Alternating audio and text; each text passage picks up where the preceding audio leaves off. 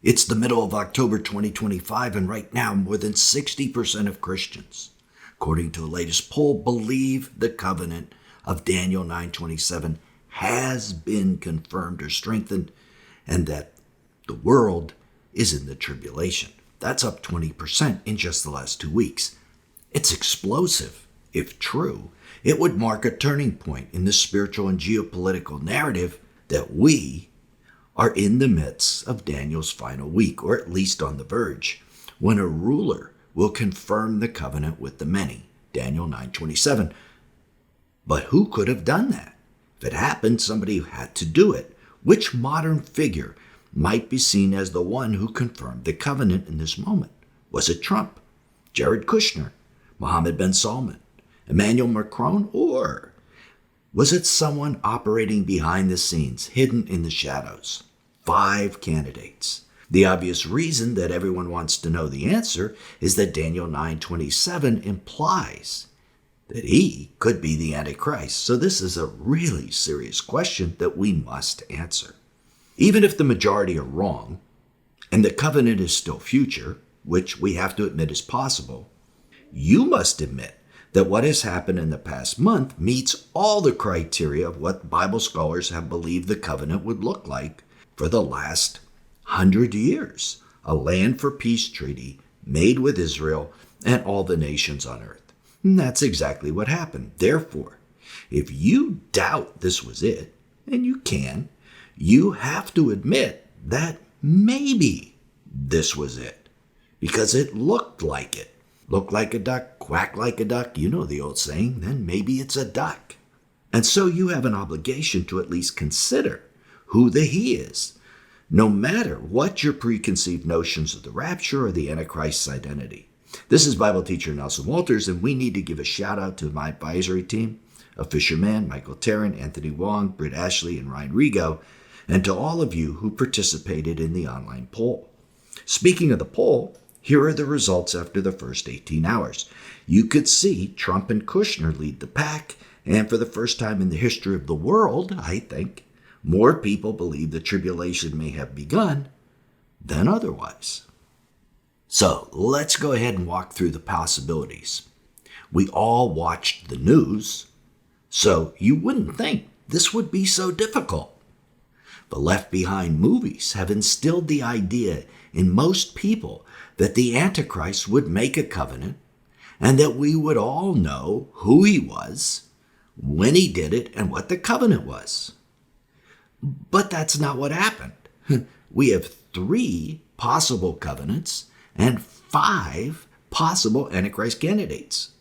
So we have to do a little better than that. To really understand who done it, we need to examine the prophecy of Daniel 9:27 first, and it reads, "And the people of the prince who is to come shall destroy the city and the sanctuary," that was 70 AD, "and he shall cause to strengthen a covenant with the many for 1 period of 7. And for half the period of 7, he shall cause to put to an end sacrifice and offering, and on the wing of abominations shall come one who makes desolate until the decreed end is poured out on the desolator." So the people, or ethnic group of the he, destroyed the city of Jerusalem and the temple in AD 70. Second, the he doesn't make a covenant, he strengthens or confirms a pre-existing covenant. He also causes the Jewish sacrifices to cease at the midpoint. The he causes it, both of those things. So he doesn't have to be seen doing it. He can be behind the scenes. That's why we have that 5th character. Third, there is absolutely no reason to say the covenant has a 7-year termination clause or that it was for 7 years. So you might say, hey, none of these covenants had a 7-year clause. Well, of course not, because this is another misconception given us by the Left Behind movies.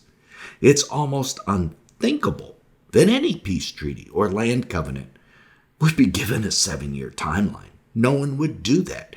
Peace treaties last until someone breaks them, and land covenants are usually thought to be eternal. If you're looking for a treaty of 7 years, you are looking for the absolutely wrong thing. And it's not biblically necessary.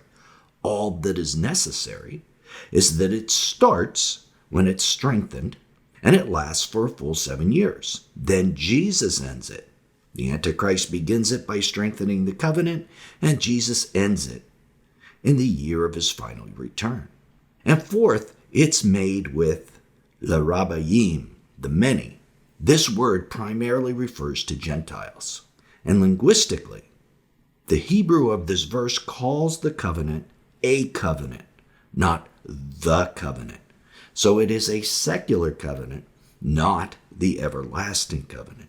Okay, so we've taken all the clues we can out of the context of the verse, and we have 3 possible covenants. Yeah, I told you this was really confusing. I bet you never thought it would be this confusing. I bet you thought you would know the covenant when you saw it. The 3 covenants are the 2024 UN Pact for the Future, the 2025 UN two-state solution to divide Israel that happened in September, and the 2025 Trump-Gaza peace treaty. Remember, the he is the one who strengthens or confirms a pre-existing covenant. Now, if that pre-existing covenant or treaty was the 2024 UN Pact for the Future, both the covenants we saw this year would involve the strengthening of the peace and security portion of that former 2024 treaty. So that would be strengthening in both cases. If the treaty was the two-state solution that just passed in September, the Trump treaty that Trump or Kushner were involved in could be the strengthening of it. Now, and if the Trump treaty is the treaty, well, then future events would strengthen it. So now let's look at the candidates for Antichrist. 1. Why Trump is a prime suspect. Trump is a candidate that many prophecy watchers point to by name. His name has, in recent years, been cast in some Christian circles as a potential king or prince of peace who might broker an Israel-Arab normalization. And guess what? It's happening.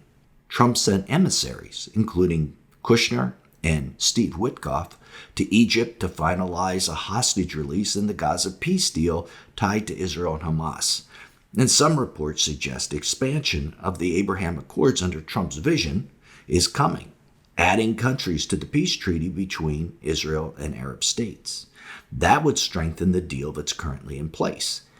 Adding religious elements to the deal, such as a temple and sacrifices, could also be seen as strengthening the treaty. I personally expect to see all those things. And when you consider that the treaty doesn't have to be all-encompassing at first, it has to be only strengthened, all those things are possible. Add to that Trump's recent statement that he plans to go to hell and not to heaven, and that he called this like everlasting peace. Just add fuel to the fire. Okay, number 2, Jared Kushner, why he could be the hidden hand. Jared Kushner is perhaps the most intriguing candidate when you consider a behind-the-scenes mastermind. He's known for his role in negotiating the Abraham Accords back in the first Trump administration and for wielding influence between Israel and Arab states. Trump has admitted he was the main negotiator and has been since Trump's first term. If a treaty was strengthened, you could consider him a prime candidate because he was the one doing it behind the scenes. Plus, he's Jewish, which many will find interesting in terms of an Antichrist candidate. Okay, number 3, Mohammed bin Salman. Saudi Arabia, with its regional heft, it's probably one of the main, if not the main, Middle East player, is also on the prophetic radar, and Crown Prince Mohammed bin Salman, we call him MBS, has been quietly maneuvering toward the normalization with Israel, conditional on the Palestinian issue. He really has been the driver of a two-state solution.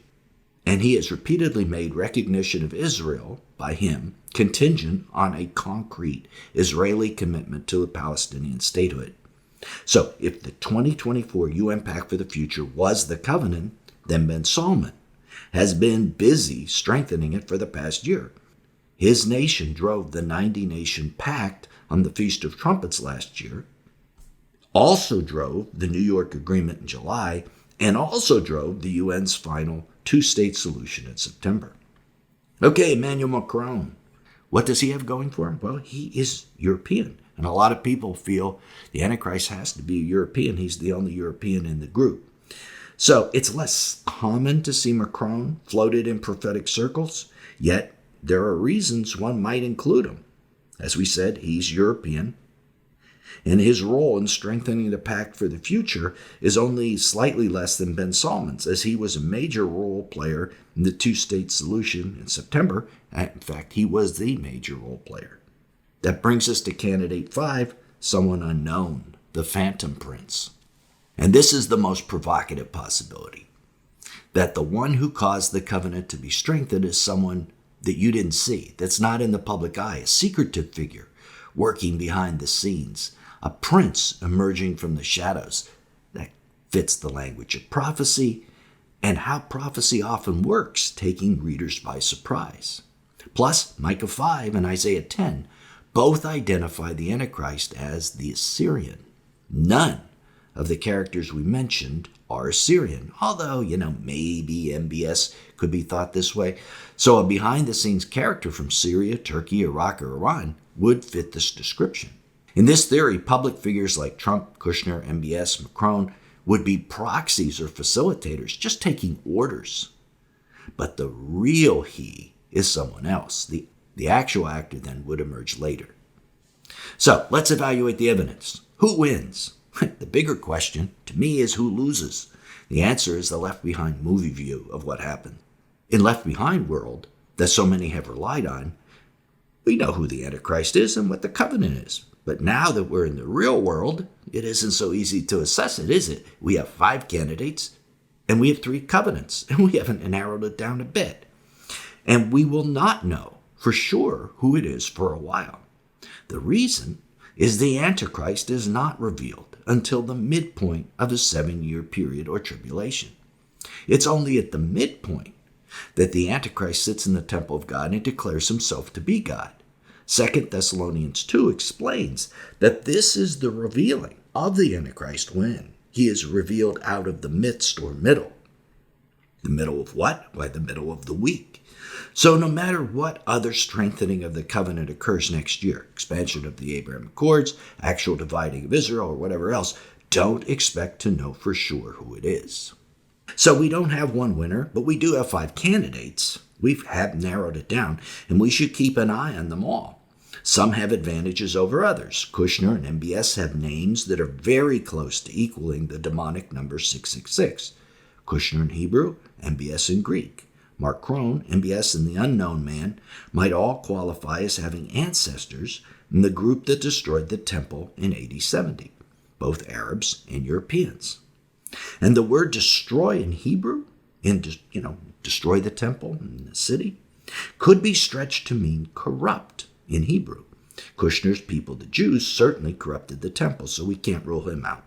So before we crown someone the covenant confirmer, we must admit there's a whole bunch of ambiguity, and we will not know till a man sits on the Temple Mount and declares himself to be God. Only then will we know. We won't know from the covenant. However, when he sits on the Temple Mount, declares himself to be God, it launches the Great Tribulation. It will be too late by then, and there will be no time left to prepare. So the uncertainty that we have right now should cause us to trust. And trust is the essence of faith. We don't have to know. We just have to know that it is coming. One of these guys is going to be our man. And without faith, you can't please God. So how do we please God? By obeying his word and preparing regardless of whether or not we think this is it and who we think it is, because all of us can be wrong. And it is presumption to do nothing to prepare just because you think you're right. So true faith is to act as if one of these could be the covenant, because we're not going to know for sure for 2.5 to 3.5 years. So how do you prepare? Spiritually, emotionally, and physically. Prepare spiritually, not fearfully. God's got this, even if this is the tribulation, even if the Great Tribulation is coming. The goal of prophecy is to get ready, not to panic. Trust him and prepare yourself mentally to suffer, because that is the mandate of Scripture for all Christians and at all times. Don't expect to escape, expect to prepare. We keep our eyes on Jesus and eternity because this is not our home. Also, another thing to prepare for is prepare to be betrayed by your neighbors, family, fellow churchgoers. I think this is the most challenging part of all. It is for me anyway. Some listening to this will have their mothers, fathers, spouses, and kids turn them into authorities. That's hard to imagine, but maybe even your pastor might turn you in. Are you ready for those types of betrayal? Click right here to keep watching, because there is even a link between the move to digital currency in the world and this coming betrayal. And if you click here, you will find out how. Till then, this is Nelson, and I'll see you there.